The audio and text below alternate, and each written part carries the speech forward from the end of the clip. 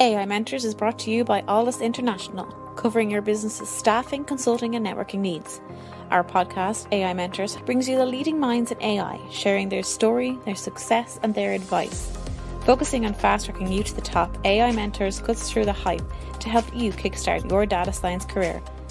You're listening to AI Mentors. I'm your host, JP Valentine. Our guest today is Howard Friedman. Howard is Chief Data Scientist, Health Economist, Professor at Columbia University, and an author. Howard, welcome to the show. Thank you. Pleasure to be on.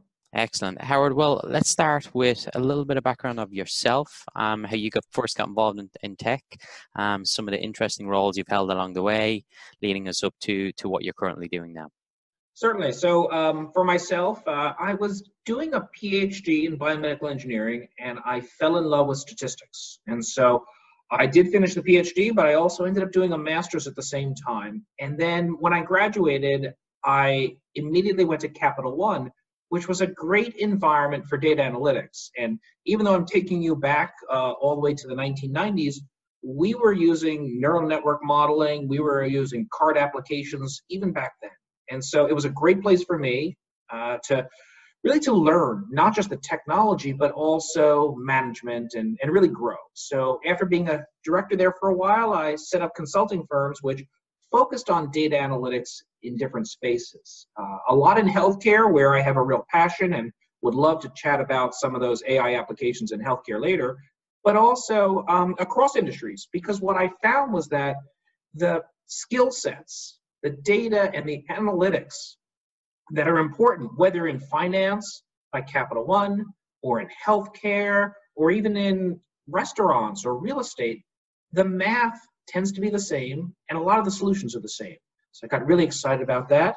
And these days, like you mentioned, I teach at Columbia University. I teach data analytics courses there at the Data Science Institute and at the School of Public Health. And it's a wonderful atmosphere for me because I can work with technical people who are doing Python and R programming all day long, but also working with people who are operating at a different level, who are focused on leading and managing teams. And of course, you mentioned a little bit about my love of writing. I do love writing and communicating for a lay audience, and perhaps we'll talk a little bit about that later as well. So over to you, JP. I think that's a perfect segue. Yeah, we absolutely should. So please tell us about your current project, what we can expect, and most importantly, when is the release date so we can all get a copy.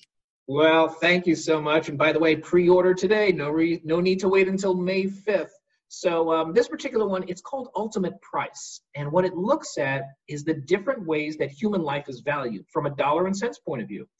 And what I do is I explain the calculations, but I'm communicating to a lay audience. So I don't have a lot of equations. What I do is I create the understanding of whether you're talking about the civil court system and someone having a judgment, and how much is that judgment going to be for, or arbitrators, but also in healthcare, people who are doing cost-benefit analysis, as well as in the corporate world, or even our federal regulators, when they try to figure out, is the cost of a regulation worth the benefits, they insert a value of human life. So I look at all these different ways that human life is valued and try to help people understand not only the calculations behind them, but also what are the risks involved? Because when lives are undervalued, they're underprotected. And that's a theme we see no matter where these calculations happen.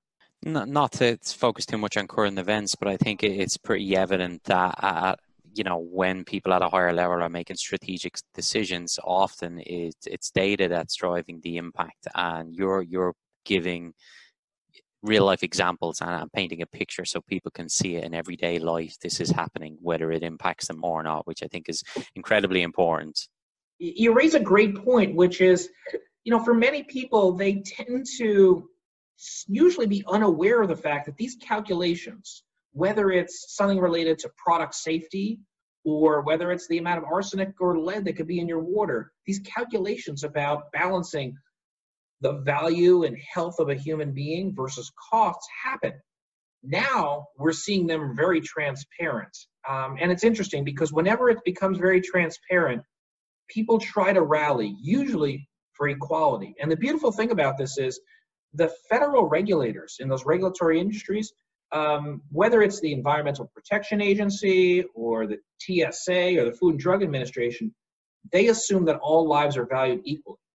Whereas the calculations that happen, whether it's in the civil courts or healthcare, or even to be more transparent in a corporate environment, don't value all lives the same. They take a more monetary approach. So that equality perspective we see from our federal government, and I think in this particular case, the public will probably react like they have in the past, which is to rally for valuing lives as equal as possible. Okay, well, I'm certainly looking forward to getting my coffee and seeing what I can learn from it. Very interesting indeed. Ultimate Price, available today at better bookstores and online. Go get it, folks. Go get it. So switching gears slightly to a different focus, you mentioned in your introduction and background of yourself, you're involved in teaching. You are a professor at Columbia University, focused on data science. So it'd be good to get some insight into how that came about. What was the motivations? Why did you decide to do it? And what do you love most about your role as a professor? The first thing is I always have loved teaching. My parents were teachers. And even when I was in the corporate environment, even at Capital One for a while, I actually led the technical training for all of their statisticians and data analysts. So this is, it's a point of passion for me. I teach part-time at Columbia, and then I'm involved in many other activities. It's important to keep myself busy. In terms of the teaching, truly, I was thrilled that an opportunity arose. And during my time period there, I've taught many different types of students. I've taught full-time students who are fresh out of undergraduate, and so graduate students who perhaps are in their young 20s. I've taught students who are full-time who are maybe they've got 5-10 years experience, and I've taught executive ed students, and those are people often mid-career with already an advanced degree and getting another one.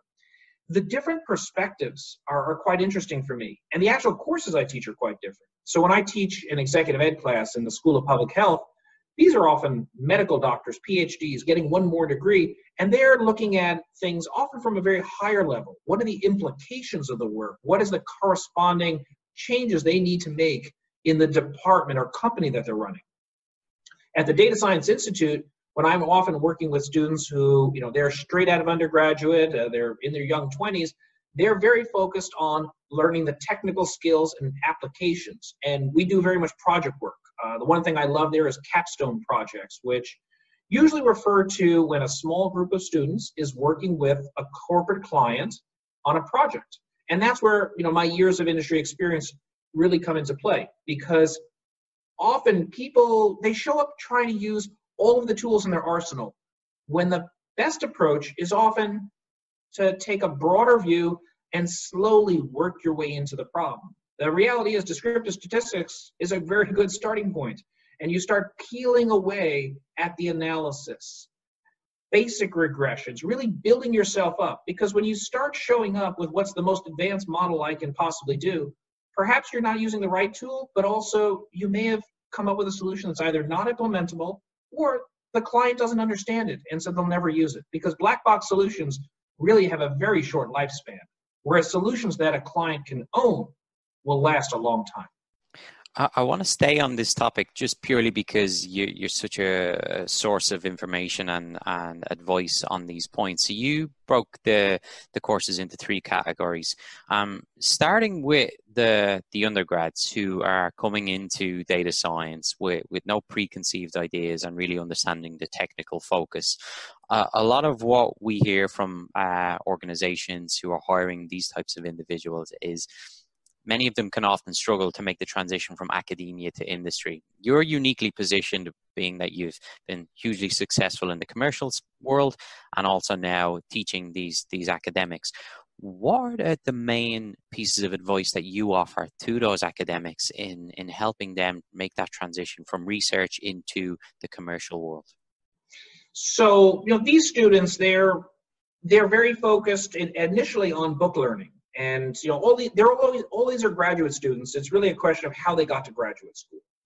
So for the people I'm working with, many of them, they haven't had that time in the real world. They haven't worked with corporate clients. They haven't had that job experience, and so they're used to clean data sets. They're used to situations where the problem is clearly defined, and they're used to being able to easily check if they have the quote unquote right answer or a good answer. But in the real world, the data sets are dirty. The questions aren't even often well defined.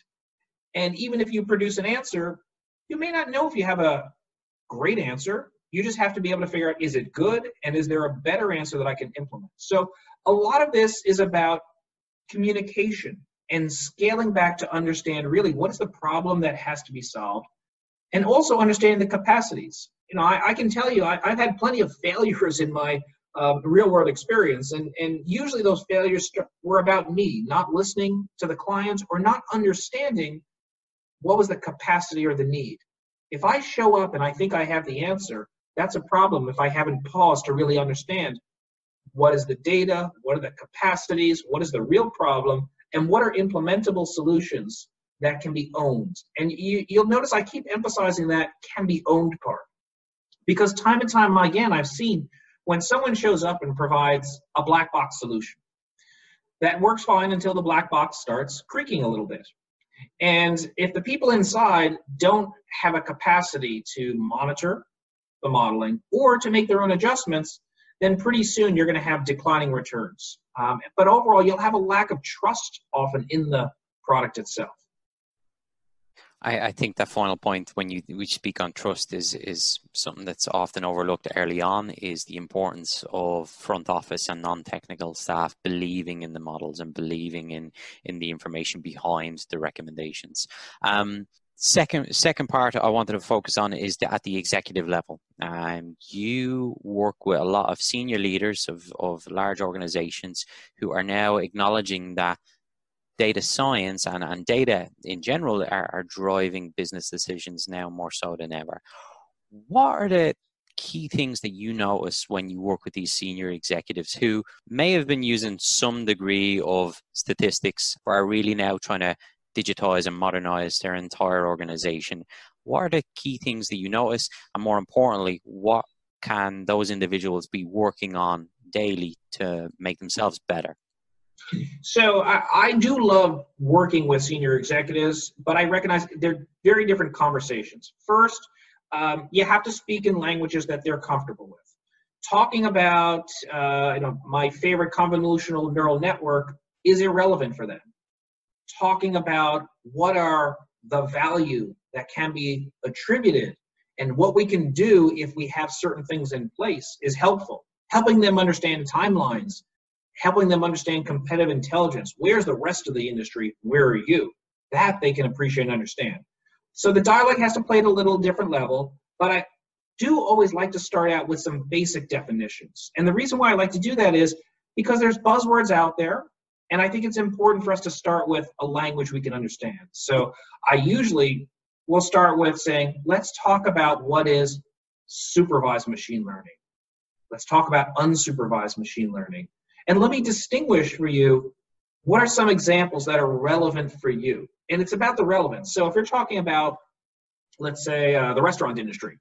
So unsupervised machine learning, where does that come up? Very simple. If I'm doing cluster analysis, trying to understand how to target communication for different customer groups, right? Not everyone who goes to Starbucks and has a loyalty card has the same patterns.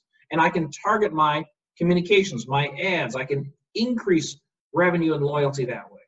Let's talk about supervised machine learning. I can stay in the world of retail if we want, but if I'm trying to predict the probabilities that someone is going to return or what is the expected spend, that helps me figure out who are the people I want to work with the most, maybe who the people I want to offer more to in terms of rewards. Of course, most of my experience is in healthcare, so I'd be more than happy to go down the road of talking about that, where I think there's incredible opportunities. Well, I'm glad you brought that up because I wanted to switch gears back to yourself and your professional experience. You, in various roles, you've worked across multiple industries, but you've told me on many occasions that healthcare is your favorite. Healthcare is where you have a passion to work and where you're most excited about. So when we were speaking previously, we talked about what you love about your job, and there's many aspects of it, one of which is the writing and the information, but you gave plenty of examples of what you are most excited about healthcare. So I would love to just understand that in a bit more detail of why you're so passionate about healthcare within technology and data, and what your where you see it going in the next few years? Well, I mean, the first thing I would say is what really, I guess, enhances my love of healthcare is when you do your job right, you save lives and you enhance lives. And I can think of a few other areas where you have that visceral reaction. And I do love other industries. Some are very data rich, so they're fun from an analytic point of view. But healthcare always hits to my heart because I really feel like the better models, better information, better data can help drive improved healthcare and improve life expectancy. So with that said, there is a lot of activity going on right now, and I'll describe some of the things perhaps that excite me, and then I can dig into a little bit about some of the things that I've been working on that I think are just great opportunities. Broadly, if we think about there are great applications in like image recognition, oncology space, and respiratory applications where instead of having humans having to look at images, you can have automatic detection. You've got bots available so you can improve patient care without having to leverage humans.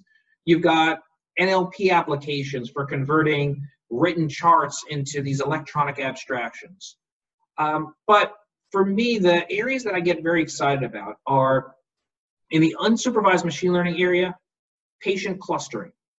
And I'll talk about that in a second if you'd like. But then also in the supervised machine learning, very much about the prediction of outcomes and costs. And I see it whether it's in the compliance space, whether it's oncology, where the richer the data set, the more information we can use to predict who's going to have overall survival, who's going to have healthy survival, as well as the cost of that can make huge difference in people's lives. So those are great areas where rich data sets, more advanced modeling can lead to better patient outcomes, truly saving lives, and honestly, saving money if you do your job right. Yeah, absolutely. I think you're in a position where you can view into the next several years and what we can see coming down the line, and you've given us some insight there. What are the biggest barriers to the next advancement in healthcare within the world of data, and how do we overcome those barriers? So some of the big barriers are just related to the data access itself. U.S. data systems are so fragmented. We've got electronic medical records, we have claims databases, we have inpatient databases, we have charts that are not even electronic. We have all these fragmented information. But we also have this other parallel set of data related to digital health monitoring. As we can get a deeper understanding of the patient from these different diagonal points of view, we can get a more comprehensive understanding and then use that to make stronger predictions. And when I think about predictions, I'm thinking about predicting what are the chances that a patient could be compliant on their drug? What are the chances, what are the factors that influence a positive outcome? Whether we're talking about diabetes, whether we're talking about asthma, whether we're talking about an oncology state. So the data aggregation and linkage is a first opportunity. The analytics behind that and being able to apply some of the advanced modeling, I think, is a huge opportunity. Much of the modeling that's being used these days, strong models that really date back to techniques from decades ago. So we can use much more advanced modeling. And then there's the implementation, the rollout. And that's where the unsupervised machine learning comes in. So if I can maybe expand on that a little bit, let's say you've got a model that is very effective at predicting the probability that a patient is readmitted to a hospital or that they're at high risk of mortality. Well, not everyone who has these high probabilities really is the same, right? They might have different demographics, different comorbidities, different ways that they absorb information and communicate. So by doing these patient clusterings, you can improve communication, improve the targeting of the messaging, and hopefully improve the outcomes. So it's these linking of these two aspects, I think, give us great opportunities going forward. Completely agree. Thinking along the lines of the data scientists who are coming into the workforce now, clearly interesting time to be becoming available, but you spend a lot of time educating these folks on the technical aspects, but from a career advisory perspective, many data scientists, when they start off, are unaware of what the first 2 or 3 roles of a data science look like. You're smiling via video, so I know you know where I'm going with this. The sheer volume of data cleaning, data wrangling, data munging, whatever phrase you want to use. So, if you were speaking to a class of cohorts, what do you tell them to prepare them for the reality of what it's like to embark on a career within data? Well, for me, it's quite. I had such a privileged start, and I empathize with the people starting now, because when I started, I had these wonderful data engineers I worked with who helped clean my data. It was ridiculous. I started actually, though, in a very interesting situation. So let me take you down a slightly different road for a second, and then we'll come back. The first big projects that I did were actually not modeling projects. I showed up, I had all my advanced degrees, and I was ready to start building these predictive models. But my first project was doing case studies. Just working with investigators and learning step by step how individuals beat our systems. Now, we had all these models in place. We were one of the best modeling companies in the finance industry. Yet at the same time, some very, very smart people were getting into our systems and beating us. And so it was actually not a statistical analysis at all. It was like a medical case study. And I went step by step through it with investigators, basically people who were like former police officers who knew how to investigate cases. And from there, I learned what could be built. But I leveraged their knowledge and their decades of experience. So my first very successful models were not based on my incredible modeling skill, but they were based on capturing what really smart people who had decades of experience knew, but weren't already presented in the models. And so that's back to, I think, our earlier point about communication. I love working with operations people. And they start with their feet on the ground. They give a very good perspective of what can and can't be done, but many of them have so many years of knowledge and insight. So I chat with them and I learn from them, and that often gives me my first glimpses of where my easy hits are going to be. Where's my low-hanging fruit before I have to do any fancy modeling? And I'm all for low-hanging fruit, because if you can improve a model by 20% just by doing some trivial additions, 1 or 2 variables that no one ever thought of before, or linking a data set that no one ever considered, boy, I'll take that 20% jump any day. I think it's also a very important point to make for academics and junior data scientists who are just getting their feet wet, is to deliver ROI, to deliver value, in incremental steps, not to hit a home run on this incredible model that you've spent months and months working on. If you can deliver value along the way and be reporting back and asking questions, it's incredibly valuable to the stakeholders, to your management, to your leadership, and you will feel like you're accomplishing something far greater than going down the rabbit hole of working on models.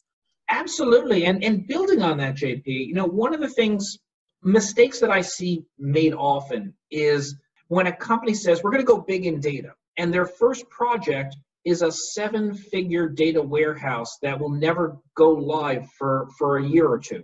Because while that's happening, the C-suite, the people who are paying the bill, are getting very frustrated because they're not seeing any ROI, and those projects will have problems. So showing quick value, getting those wins, and building not just a confidence, but showing the ROI quickly is important, because as you do that, it gets people more comfortable saying, okay, we've seen that you can save an extra $500,000 here, or I can get an additional $250,000 revenue just through this alone. Now I'm willing to cut the 7-figure check for a 1-year project. But if you start with that 7-figure check for the 1-year project, well, you're going to potentially have a lot of frustrated people quickly as the bills mount and they don't see the value. I think there's some very important points there that particularly academics, maybe some of which have been in your classes, will be familiar with, but here again and take heed to. I'd like to to get your perspective on what's next, where you're going to be spending your time. Obviously, once you've got through the release of Ultimate Price, what's next on the horizon for you, both from a consulting perspective, how you see your role in teaching evolve over time, and also on any future projects we can keep an eye out for as an author. Well, I mean, for me, the teaching I love, I continue to do it, and I'm excited about some new classes. On the writing, there's two topics that I'm interested in writing about. One of them I've already initiated, which focuses on teaching data science to younger children, so before college age, because I think the skill sets are there, the interest is there. There's amazing people doing wonderful stuff, doing it, in high school and even earlier. So I'm interested in developing something for that. But I'm also very interested in developing some more data science material for busy business professionals. Not really at the MBA level, but maybe you're a few years out of your MBA. And teaching the basic concepts, because those are the people who have to believe and support the projects. That second project is one that I would love to really write and get something that connects with, if not the C-suite level, maybe a little bit below, maybe the VP director level, helping people understand what is data science, how can it help you? Basically, creating the landscape for people who are going to be decision makers so that the young data scientists and even the senior data scientists don't have to do the salesmanship because they have an audience who already understands. On those final points, Howard, as somebody who is working in this space for some time and teaching, I'm sure you get asked the questions by parents, a career in data, who are thinking of their children for a career in data science. Where do they start? How soon should they be getting involved? Whether it's Code or Dojo. So, what would be the starting point? At what age can kids start to play around with this and have fun with it? What are the avenues that they can look to? I know this is going to sound a little strange, but I see no reason why people in junior high school can't start, or even younger. Coding, sure. To understand a cart model or a regression, I think it comes down to good teaching. You can certainly teach that basic concepts to people in intermediate school age. So I think young is fine. I think it's about passion and interest, and it's about the topics. So if someone is really excited by sports, they'll play with sports data. Hey, I used to play with sports data when I was a kid. If they're excited by some other topic, they'll go after that. So I think really data is available. Coding is free for many softwares. The beauty of Python and R is they're freeware. You've got a computer, download, go for it. Some of the other software packages, which are excellent. I have tremendous respect and have used SAS for many years, but it's, as a proprietary software, there's some more barriers to it. So I think people should encourage kids to follow their passions. And when people follow their passions, they work harder. They often produce better work. And interests change. So maybe what you're passionate about at age 15, 16, 17 isn't what you care about when you're 21, 22. I know for myself, my entire career, I've loved data analytics, and it's been a thread in everything I've studied. But my degrees are very different, and the areas I focused on are very different. Data's been the thread in the analytics, but my undergrad was in physics. I have a master's in statistics. My PhD is biomedical engineering. I mean, I've touched different areas, and then I went straight to banking, and banking was wonderful. So I think as long as people go after what they enjoy, no reason not to. And as for age limits, I don't see there's a lower age limit, and I don't think there's an upper age limit. I'm trying to get my dad to do some coding. I think that's a perfect way to end what has been an incredibly interesting interview. Thank you very much, Howard. All right. Thank you. Get the Alldus advantage. Become a member of the Alldus community and enjoy some of the following: AI meetups. Once a month, our community gathers to listen to some of the leading experts in the world of data science and AI. Our speakers come from all over the world, including Dublin, Boston and Frankfurt. We also have our AI mentors. Our experts will provide mentoring to Alldus members. And don't forget our AI in Action podcast. Each week we have guests from all over the world talking us through their education, career and more. Become an Alldus member and get the Alldus advantage. For more information and to sign up for our newsletter, log on to www.alldus.com. That's www.alldus.com. Alldus International, empowering through AI.